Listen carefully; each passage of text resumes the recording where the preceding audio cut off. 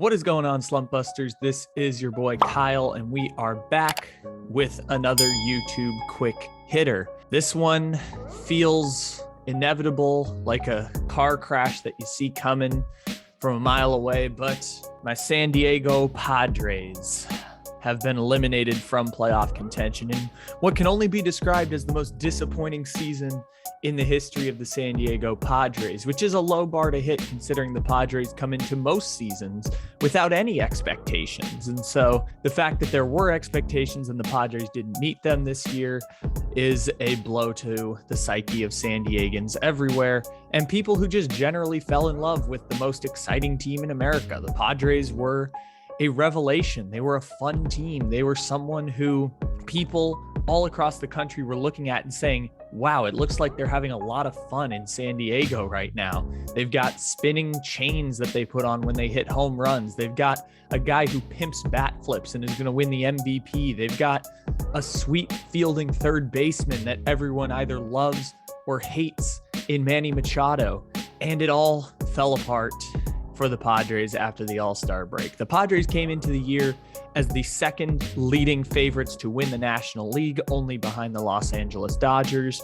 In 2020, the Padres broke a 14-year playoff drought, won a playoff series against the Cardinals in spectacular fashion with a couple back-to-back homers. It was an 11-8 game against the brink of elimination.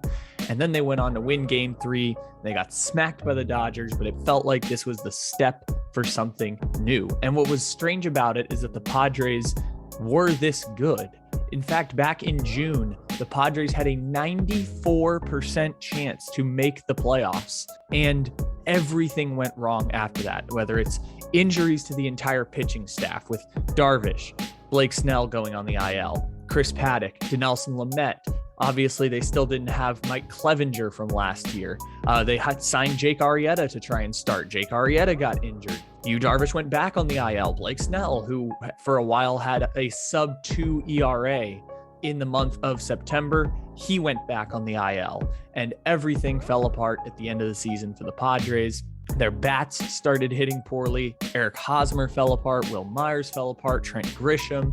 Cronenworth regressed from his all-star start to his season, and Fernando Tatis played about above average baseball. And obviously the story at the end was the Tatis and Machado spat in the dugout after they were getting pummeled by the Cardinals in the midst of getting swept by a team that right now has won 15 consecutive games, but still everything felt like it was falling apart in that moment. And it was something that even I couldn't have expected it go that bad. From 94% chance of making the playoffs to being 8 games up in the wild card back on August 11th to being 8 games out of the wild card on September 25th. 6 weeks.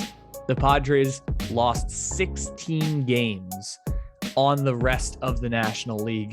Them and the New York Mets are the teams that you can describe as the most disappointing of the season. The Mets are now like 8 games below 500, and the Padres find themselves struggling to stay above 500. Now, if you're looking for some optimism, Padres fans, one, the team was actually good for a 1.5-year stretch.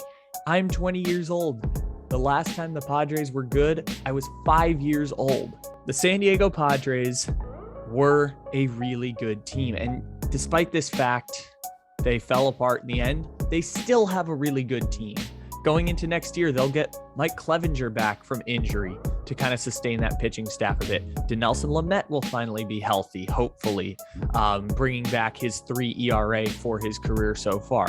Obviously, Darvish will come back. Musgrove comes back. The Padres' only free agent this offseason is Tommy Pham, who they will have to replace his production in left field, but it's not like losing a massive piece of the team. The Padres don't have to sell everything. They don't have to make a massive change within the organization. They can wait this out, even if it was a total calamity at the end of the season.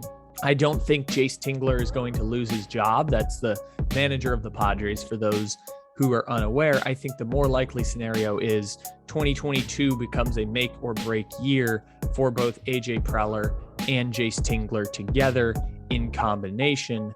If the Padres don't win within the 2022 window, then you'd have to look up and say, Grisham's about to hit free agency. Cronenworth's about to hit free agency. Darvish is going to be 36. Blake Snell is about to hit free agency. Joe Musgrove is going to hit free agency. Mike Clevenger is going to hit free agency. This is when you start to look up and say, where are we as an organization? After next year, they can make those moves, and I think that will be the ultimate end game. I think there's a restructuring of the farm system, but all of this feels like we don't want to blow everything up quite yet. We want to keep the ship erect, and we want to keep pushing forward with the team that we have now, because this core of the team can still compete in 2022. Maybe not for a World Series, but it's a hard bar to hit in catching the Los Angeles Dodgers and maybe catching the San Francisco Giants, because we don't know how good the Giants are going to be next year, but we know the Dodgers are going to be really good next year because the Dodgers are always really good, and they have a payroll that is like $80 million larger than the next closest team. So maybe the Padres aren't going to be World Series good, but at least they can be the competitive team that the Padres and the Padres fans have come to expect across the last year and a half leading up to the All-Star break of this year when everything just went south. So maybe, just maybe, the Padres have a turnaround in them this offseason. There's obviously some moves that need to be made, and the farm system that used to be number one in baseball and everyone talked about how great it was going to be, the cupboard is more bare than it used to be. They've got about 5 key prospects left they can trade.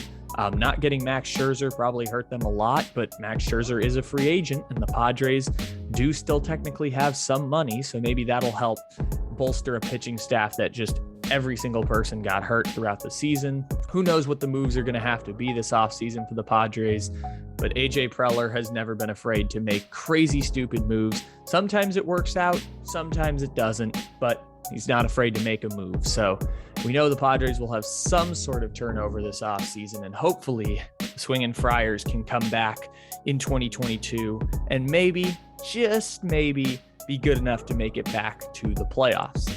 Make sure to check out the Slumpbuster on YouTube on the march to 2,000 subscribers. So please subscribe, leave a thumbs up, all that stuff. Make sure to check out the Caveman Coffee Company as well and use the promo code SLUMP when you check out. The link to that is in the description to this episode. Thanks for stopping in, everybody, and have a great day.